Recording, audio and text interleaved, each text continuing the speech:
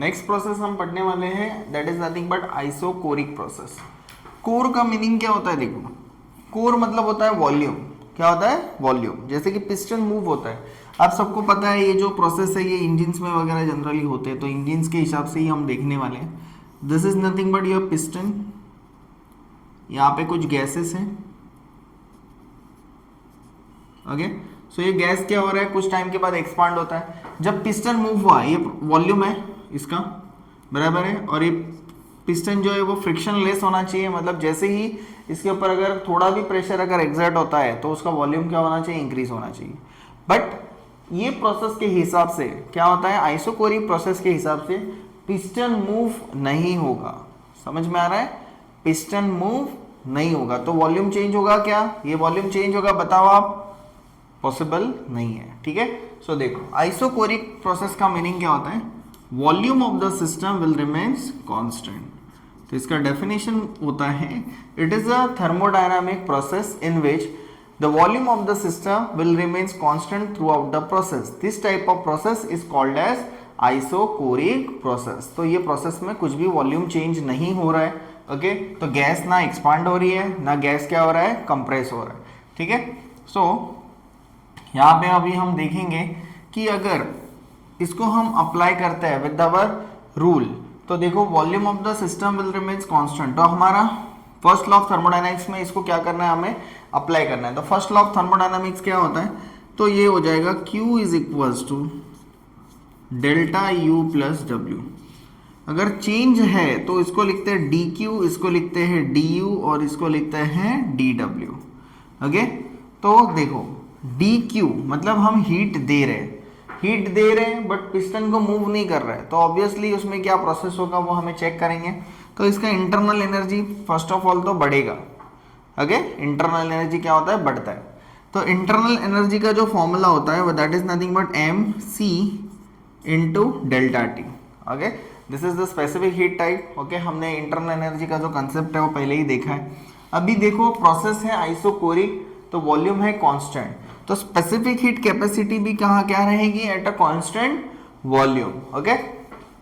Plus work done, हमने work done का formula किया हुआ है P into D V, okay. Work done होता है पीवी टाइप वर्क, तो P इंटू क्या हो जाएगा? dv हो जाएगा। सो P, ओके, dv मतलब फाइनल माइनस इनिशियल। पर आपको पता है, मान लो इसका अगर वॉल्यूम है 5 सेंटीमीटर क्यूब, ओके, वो ये है इसका इनिशियल वॉल्यूम, बट ये एक्सपांड ही नहीं हुआ, तो सेकंड भी क्या हो जाएगा? 5 सेंटीमीटर क्यूब हो जाएगा फाइनल। और दोनों को हम अगर माइनस करते हैं तो हमारा आंसर क्या आएगा? 0। तो ऑब्वियसली दोनों क्या है? सेम है।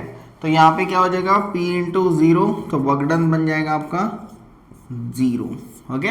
सो यहाँ पे हम लोग क्या लिख सकते हैं? That is nothing but the pressure.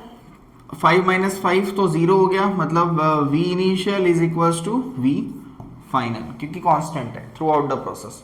तो ऑब्वियसली इधर आ जाएगा 0, देन आ जाएगा यहाँ पे D। सो हमें जो इक्वेशन मिला है कि dQ is equals to what? mcv delta T. इसमें वर्क डन होता है 0, तो कुछ काम नहीं करता है, ठीक है। तो एनवायरनमेंट में कहीं पर भी अगर आइसोकोरिक प्रोसेस हो रही है तो कोई भी work done, scientifically work done possible नहीं है। This is called as isochoric process. अभी इसका देखेंगे PV diagram, okay. PV diagram क्या होता है? देखो, प्रेशर एंड वॉल्यूम, जो प्रोसेस है उसको आपको क्या करना है? प्रेशर और वॉल्यूम के फॉर्म में देखना है। तो देखो अभी ये प्रोसेस में क्या होगा? जनरली मान लो कि यहाँ पे है 0.1 आ गया कि इसका प्रेशर है 1, और यहाँ पे आएगा 0.2, इसका वॉल्यूम है 2, तो वॉल्यूम चेंज नहीं हो रहा है। मतलब अगर इसको नीचे लेंगे तो V1 इज इक्वल्स टू बन जाएगा V2, V1 is equals to V2। तो ये जो प्रोसेस में क्या हो रहा है कि प्रेशर चेंज हो रहा है बट वॉल्यूम चेंज नहीं हो रहा है। तो आइसोकोरिक प्रोसेस जनरली आपको समझ में आया होगा कि इसमें वॉल्यूम कांस्टेंट है। तो हमने फर्स्ट लॉ ऑफ थर्मोडायनामिक्स में हमें कंडीशन हमने पुट करके देखा, तो इसका आंसर क्या आ रहा है? तो dQ का वैल्यू क्या आया कि जब भी आइसोकोरिक प्रोसेस होगी तो आपकी Q क्या बनेगी? mcv डेल्टा टी, और सिर्फ Q है तो mcv t, okay. So I hope आपको आइसोकोरिक प्रोसेस समझ में आया होगा। आइसोकोरिक प्रोसेस नेचर में एग्जिस्ट करती है, बट कुछ भी उसमें वर्क डन नहीं होता है। और सबसे ज़्यादा अगर आप स्लोप की बात करेंगे तो स्लोप जो होता है वो प्रोसेस का स्लोप जो है, ये प्रोसेस है ठीक है 1 to 2, तो ये प्रोसेस का जो स्लोप है वो सबसे ज़्यादा स्लोप आपको आइसोकोरिक प्रोसेस में ही मिलेगा। ओके, सो आई होप आपको ये आइसोकोरिक प्रोसेस समझ में आया होगा। कुछ भी डाउट्स है तो आप कमेंट सेक्शन में पूछ सकते हो, और अगर वीडियो अच्छा लगा तो लाइक करना। Thank you.